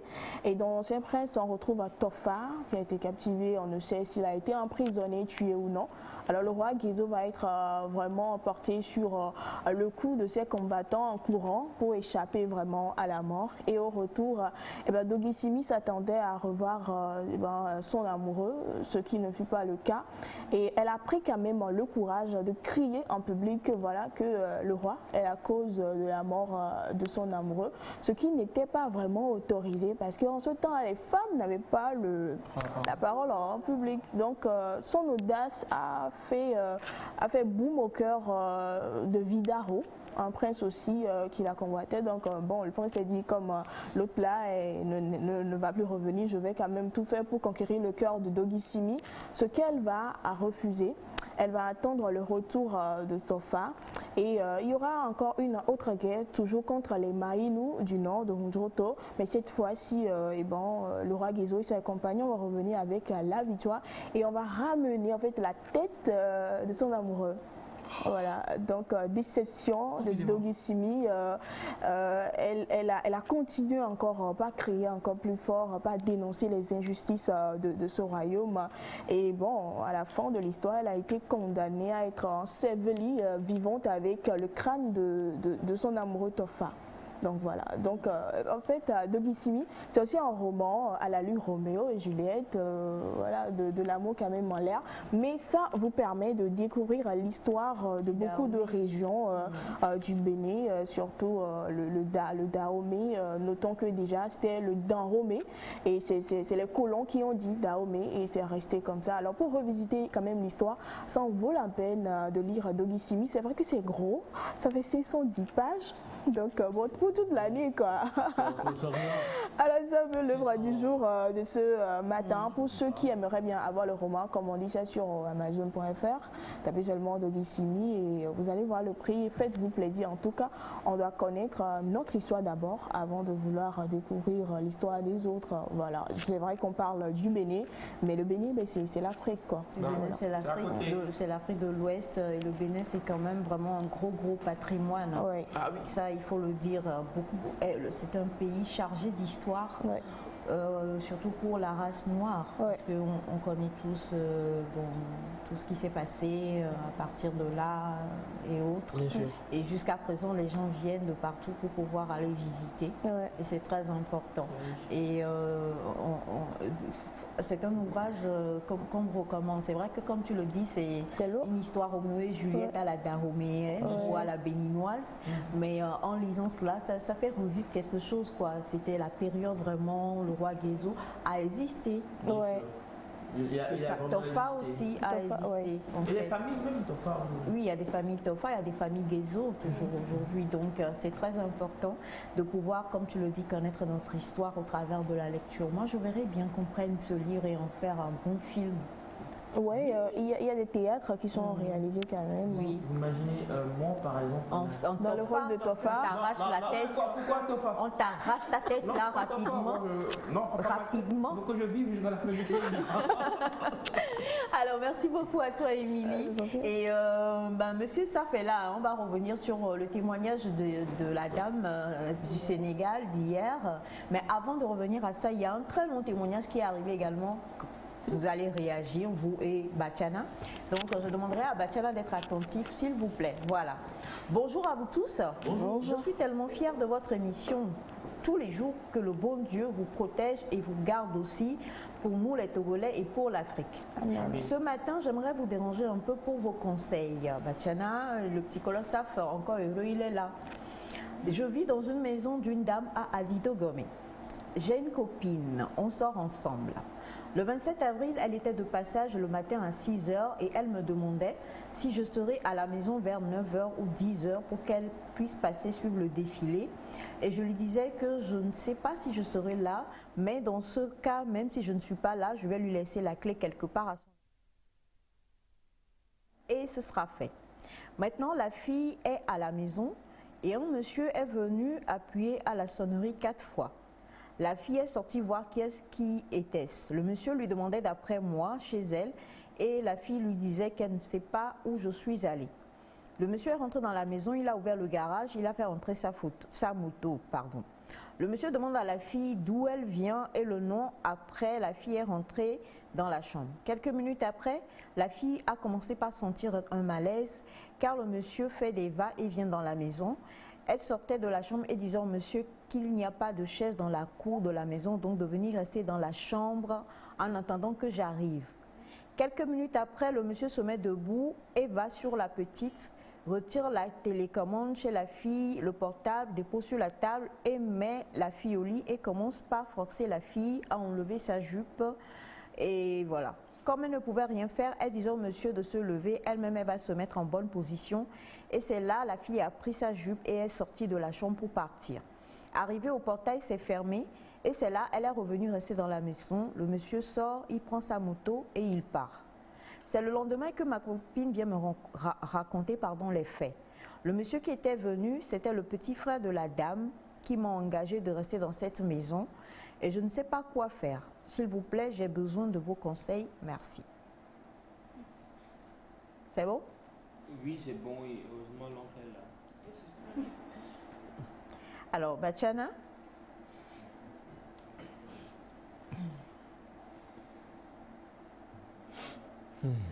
Ah ben l'histoire. L'histoire. Comme les aime Monsieur Saf, parce que là, il a eu tous les détails qu'il voulait. J'ai même éludé certains mots. Hein. Vous voulez que je lise tous les mots, Monsieur Saf? C'est bon? Vous préférez inbox? Oui. Elle a su jouer. Le monsieur ne l'a pas eu. Mais, normalement, son copain, dès qu'il a été saisi, devrait voir celle qui l'a engagé de rester dans cette maison et appeler le monsieur en question. Pourquoi il a fait ça? Il le dira. Et si il veut être un peu dur, il faut l'amener chez les autorités. Contre la sienne. Oui, mais si on l'amène là-bas, déjà, même s'il nie, on l'a déjà averti. On les ferait un peu. Oui. Le jeune on l'a homme ne déjà risque averti. pas de perdre La maison, moi c'est ça en fait le problème que j'ai. Non, comment, en interpellant celle qui l'a mis dans la maison, elle ne peut pas lui faire quitter la maison. C'est son petit frère. Non, moi je... C'est son petit frère. Oui. Mais elle peut traiter ça. Elle peut interdire à son petit frère d'aller désormais là-bas. Et ça lui permettra aussi de connaître son petit frère. J'ai connu des gens qui ont été dans ce cas, pas dans le cas extrême là, mais où ils habitent dans la maison d'une dame qui est à l'extérieur. Enfin, l'idée c'est de ne pas être là avec une copine. Ah bon? Ouais, tu gères la maison seule. En fait, donc quand certainement le garçon dira à cette dame là que voilà, j'ai une copine, c'est comme si tu prends ma maison pour faire je ne sais quoi. Mais il a le droit d'avoir. Oui, normalement, il y a le droit. C'est pas parce que tu m'as mis là-bas, je surveille ta maison, que je ne peux pas épouser une femme. Mais l'idée qu'elle aura, parce que on a vu ces cas-là, c'est qu'elle va croire que en fait, la dame ne va pas accepter qu'il ramène enfin, même pas que sa copine, mais des femmes, elle va dire qu'il ramène des. On a vu des cas aussi dans lesquels on met un monsieur dans la maison, il épouse une femme, il reste à côté, même le propriétaire est à côté. Et tous ils vivent mais ce ensemble. que Elias dit aussi est vrai. Hein. La dame peut par exemple dire écoute, tu es là pour. Mais c'est vraiment de la mégalomanie quand même, c'est méchant. Monsieur Saf. Je pense qu'il faut peut-être voir le contrat qui lui permet de rester là-bas. Quelles sont les clauses de ce contrat? Ça, c'est la première des choses. Mais ça m'importe peu. Moi, je veux plus m'attarder sur l'agression sexuelle. C'est condamné. Et il y a la justice pour ça. Ça, c'est que ça soit, je ne sais pas, c'est pas discutable au fait. Que ça soit un monsieur qui n'a pas le droit de rester d'amener une fille dans sa maison ou pas, cela ne donne pas le droit à un petit frère d'agresser une femme qu'il voit. Est-ce que qu'est-ce qui lui fait dire que c'est la copine du monsieur? Qu'est-ce qui lui fait dire que ce n'est pas sa petite soeur? Qu'est-ce qui lui fait dire que ce n'est pas son ami? Qu'est-ce qui lui fait dire que ce n'est pas une soeur? Ça dépend, il y a beaucoup de paramètres. Mais on n'agresse pas une femme. Ça, il n'y a pas à discuter, quoi. D'accord? Je reviens en même temps pour dire que j'ai l'impression que les gens attendent de nous, psychologues, de leur dire ce que vous avez fait, ce n'est pas bon. Or que la posture du psychologue, ce n'est pas de dire aux gens ce que vous avez fait c'est bon ou pas. Nous, notre rôle, c'est de comprendre les gens et pourquoi ils ont posé tel acte et comment les aider. C'est tout. En fait, c'est ça. Mais pour des cas comme ça, je pense que ce n'est pas le monsieur qui devait se plaindre, mais c'est la fille qui a été agressée qui devait normalement se plaindre parce que c'est elle la victime. Et preuve ou pas, la fille ne peut pas il y aura une enquête sûrement. La fille ne peut pas se lever et puis pourquoi c'est le nom de ce monsieur qui donne et que c'est pas mon nom. Donc il y a beaucoup de paramètres et la justice est là pour des cas comme ça. Est-ce que le fait que ça soit passé depuis le 27 avril, on est aujourd'hui au 11 mai? Non. On peut être violé à 10 ans et porter plainte. Rien n'empêche. D'accord, alors nous allons revenir également donc sur le témoignage de madame, je le rappelle. Madame est mariée depuis pas très longtemps et son mari possédait ou possède un chien. Je tiens à préciser que le chien de madame, le chien de monsieur a coûté 1,5 million. Monsieur utilise 300 000 francs par mois pour les frais et les dépenses de ce chien. Et le chien a tous les droits le chien, madame se plaint, a dit que le chien prend toute la place et que même pour dormir, le chien vient dormir entre eux deux. Sur le lit. Sur le lit. Et madame ne comprend pas comment ça se fait que son mari puisse aimer son chien plus qu'elle. Parce que monsieur devrait donner de la place à madame. Et c'était sur cette polémique-là, nous étions hier, avant que l'émission très houleuse, ne puisse donc se terminer. Donc le psychologue s'est fait revenu parce qu'effectivement, madame a encore fait signe hier. Et elle a dit que le chien, monsieur dit que le chien l'a consolé de son premier mariage, où la dame était décédée en fait.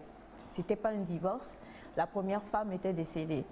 Et donc, pendant 2 ans, le chien a été la compagnie la plus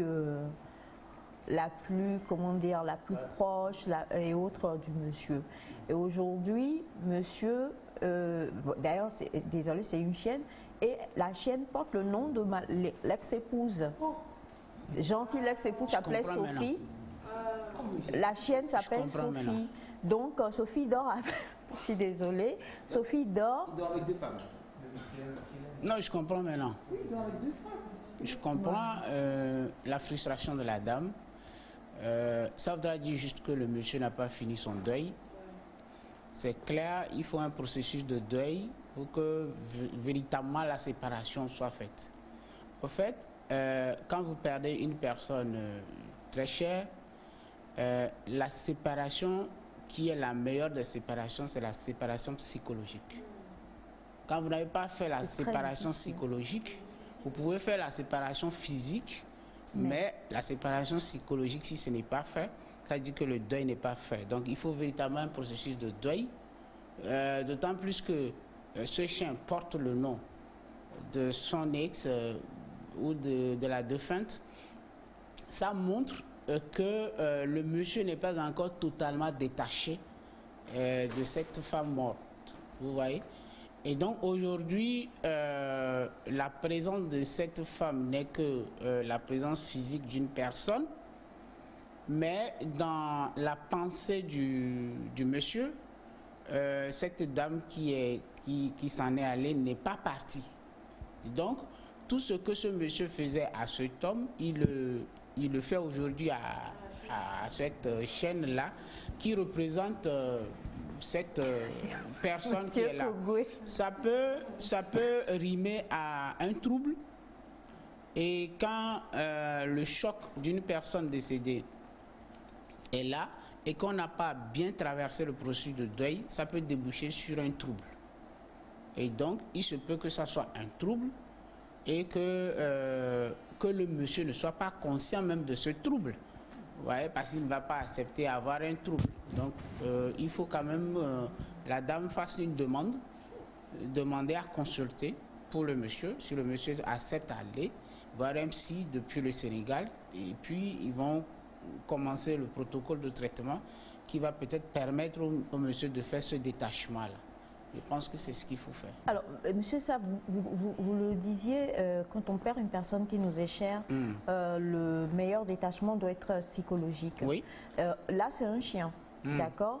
Est-ce que, par exemple, peut-être vous perdez votre mère tragiquement, et le dernier objet qu'elle vous a donné, vous le conservez de manière, même si c'est totalement... ça n'a plus aucune valeur physique, c'est totalement défraîchi, ça ne veut rien dire.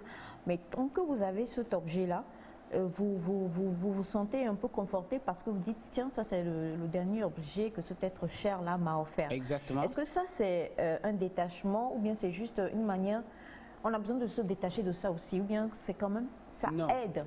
Non, en fait, on doit forcément garder un certain nombre de choses que nos parents ou peut-être nos amis nous ont laissées. Ça nous permet de revoir ou d'avoir une pensée pour eux. Donc, c'est quoi le détachement psychologique? En fait, le détachement, c'est de comprendre que l'autre n'est plus et que sa présence n'est plus indispensable aujourd'hui. Je pouvais avancer sans lui. En fait, c'est ça le détachement. C'est comme si, voilà, c'est comme si... je vais à l'enterrement de ma mère, je donne un exemple comme ça, et puis on le met sous terre. Je le vois, je sais que c'est parti, quoi. À partir de cet instant T, je ne peux plus voir cette maman-là quelque part. Et maintenant, moi, je dois avancer. Je ne peux pas à tout moment prendre le pagne que maman m'a laissé au lit et ma femme de ce côté et le pagne entre moi et ma femme pour dire que je vénère ou je ne sais pas, que c'est maman. Ça débouche un peu sur un comportement déviant. C'est pour ça que je parle de trouble. Je sais que le pagne là est là, je peux donner toute importance à ce pagne, ou je le porte comme je veux, ou bien je fais quelque part, je garde ça jalousement, mais ça ne doit pas m'empêcher à vivre avec ma femme et puis les autres personnes de l'environnement. C'est ça que j'appelle le détachement. Il y a certains, quand c'est comme ça, ils ne peuvent plus rien faire, la relation avec les autres devient compliquée, là ça débouche sur un trouble. Alors bonjour à vous, moi mon problème c'est que mon mari fait des Photoshop où il met toute la famille ainsi que son ex. Et il encadre et il dépose dans la maison. Que dois-je faire? Je n'ai pas compris. Alors, des Photoshop, c'est-à-dire que le monsieur ramène les photos de l'ancienne et il continue de... ils font des photos ensemble, mais il met photos. Voilà, c'est la même chose. C'est que le détachement psychologique n'est pas encore fait. C'est-à-dire, le monsieur n'accepte pas... Est-ce que la personne est décédée ou la personne est juste son ex? Dites-nous, s'il vous plaît, rapidement. Ensemble, avec la photo de famille, c'est... Oui, il n'y a pas ce détachement psychologique qui n'est pas encore fait. Pour le chien, c'est... Ici, elle est en vie, hein? Ah voilà, ça voudrait dire que le monsieur s'est séparé de corps, mais pas de pensée. Non mais ça... Il n'est pas séparé. Non mais attendez, là, monsieur ça mais vous imaginez, oui, mais Madame attendez, Aïcha, au moins on peut comprendre pour le défunt ou la défunte. Ouais. Mais là, c'est son ex, juste. Même avec la défunte, à un moment donné, on peut, dès qu'on finit le processus de deuil, on sort du deuil, normalement on ne veut plus.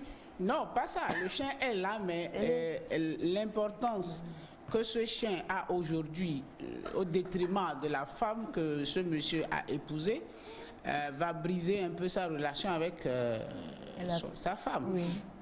Le chien est là, on peut lui donner le nom qu'on veut, mais c'est un chien, on lui donne la place du chien. Voilà. Et puis la femme qui est là aussi, c'est sa femme, quoi. Et sa place, c'est un peu ça, quoi. Alors, vous avez, bonjour la famille, s'il vous plaît, aidez-moi, monsieur Saf. Il y a de cela 8 jours qu'un jeune garçon de 16 ans a violé ma fille de 2 ans. Et ses parents ont refusé d'emmener ma fille à l'hôpital sous prétexte que leur fils est mineur et ne peut être jugé. Que vais-je faire, s'il vous plaît? Non, je dirais en même temps que c'est faux. La fille a 2 ans, le monsieur a 16 ans. Déjà à 16 ans, le monsieur est mineur, mais il y a la brigade pour les mineurs. Donc, il n'y a pas question de dire que... vous savez, il y a des choses que je dis parfois qui choquent, mais ça me vaut la peine. On ne peut pas détruire la vie des enfants. Aujourd'hui, on ne dit rien. D'abord, même, on n'a pas amené cette petite fille à l'hôpital pendant des jours. S'il y a des infections, on ne sait pas. S'il faut mettre l'enfant sous prophylaxie, pré-exposition, ça n'a pas été fait. Si le monsieur, le garçon, a des infections qu'il a transmises à la petite, on ne sait pas. Et il y a déjà 12 heures dépassées. On ne peut plus agir sur ces infections-là. Et donc, ça peut traîner à vie des maladies pour cette fille. En dehors du traumatisme psychologique, cette fille-là va traîner à vie.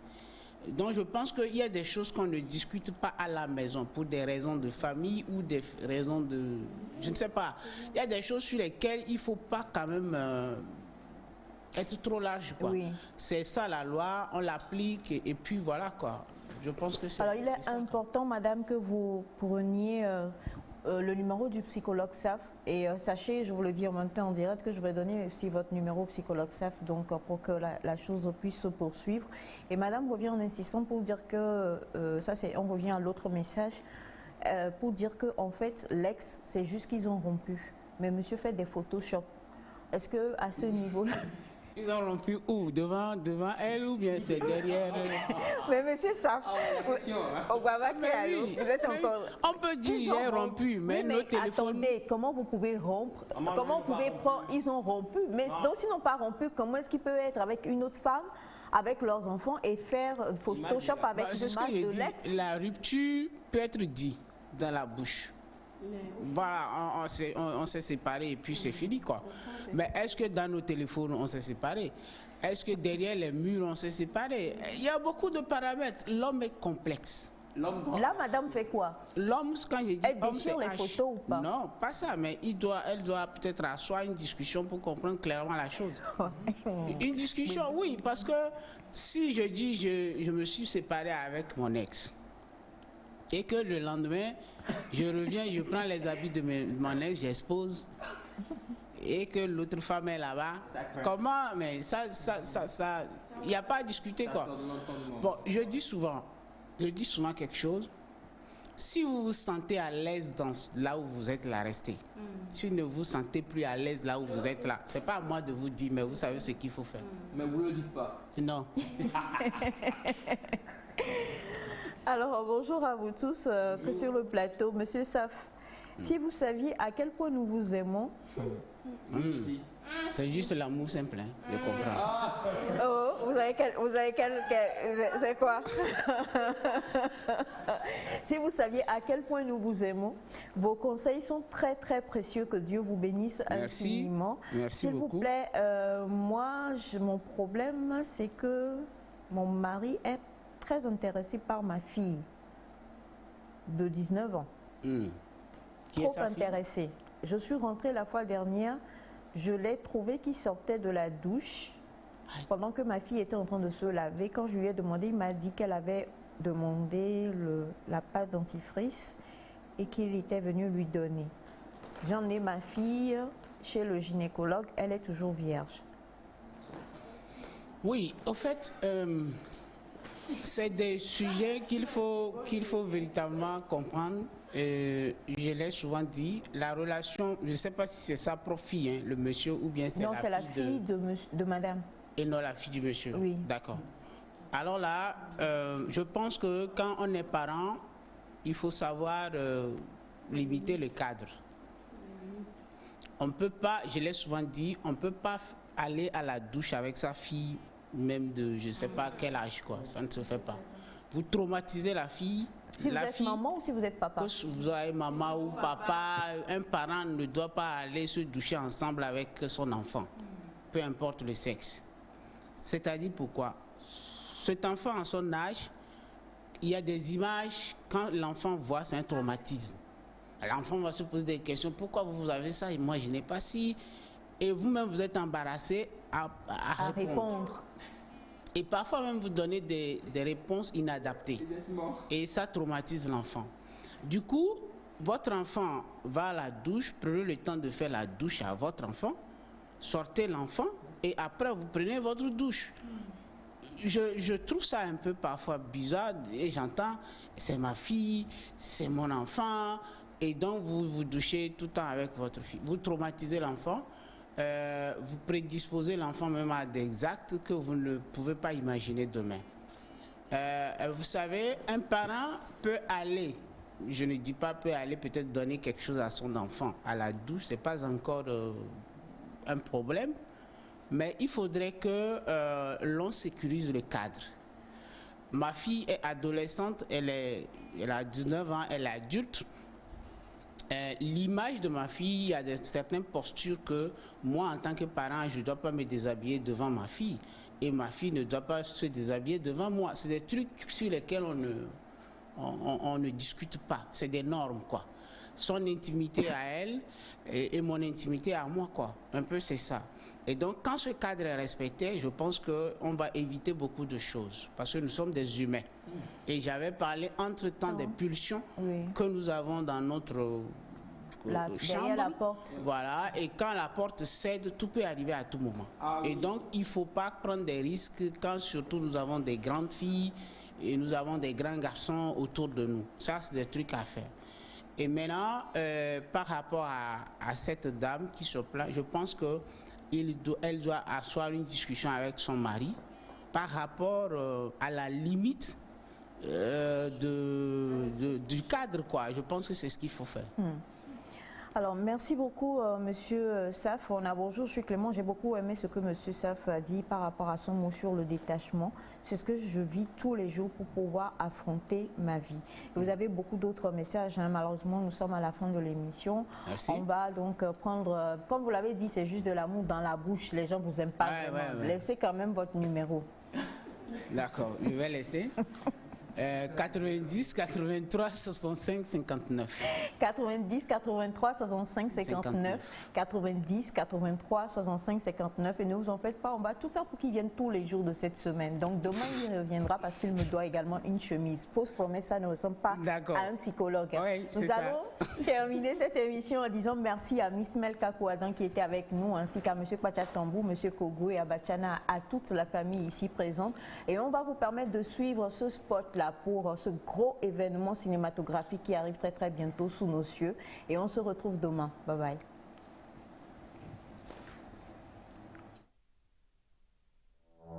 La cargaison est bien arrivée.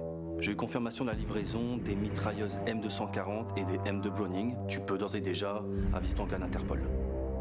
Je pense que c'est une erreur de minimiser le danger que représente désormais le général Kofiga. Il serait plus judicieux de le mettre aux arrêts. Quelle unité vous dirigez là, mon général? Je vous rappelle qu'il s'agit de sécurité nationale.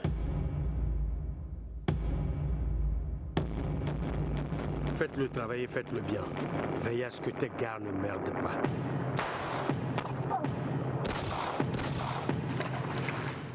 Tu sais ce qu'on dit? Dis-moi, s'il te plaît. Lorsqu'une bête sauvage tombe, ce sont les rapaces qui se rassemblent. Qui a osé faire ça? Notre division interne nous conduira directement vers une guerre civile. Le pouvoir, on ne le choisit pas. C'est plutôt lui qui choisit avec qui être. Moi, général Kofiga, nouveau président de la République des Opérants.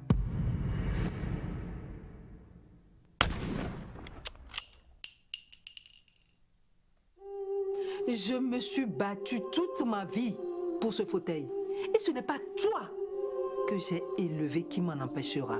Tu ne vas pas oser. Touche seulement à un seul de leurs cheveux. Et tout le reste de ta vie, tu me trouveras sur ton chemin.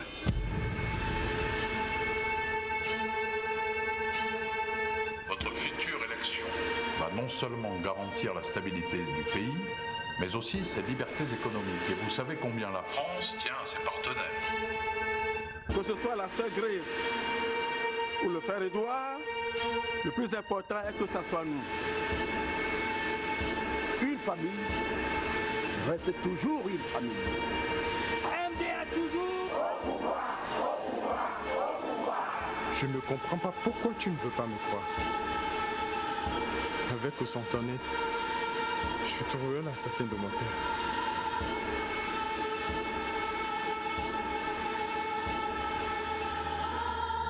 Le chemin de la vérité peut être parfois long, très long.